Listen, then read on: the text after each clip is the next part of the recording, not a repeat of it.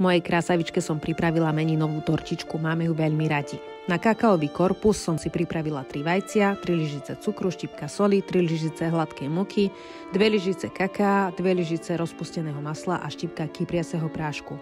Vajcia si rozdelíme na žltky a bielky.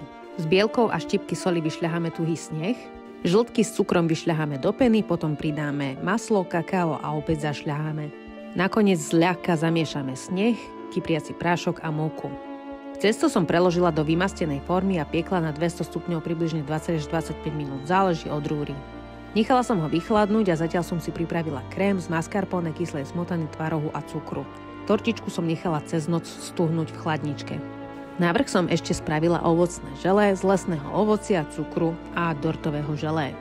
Pomerom sa treba prispôsobiť návodu na použitie na obale tortového želé. Ešte na chvíľu do chladničky a je hotovo. Môžeme papať.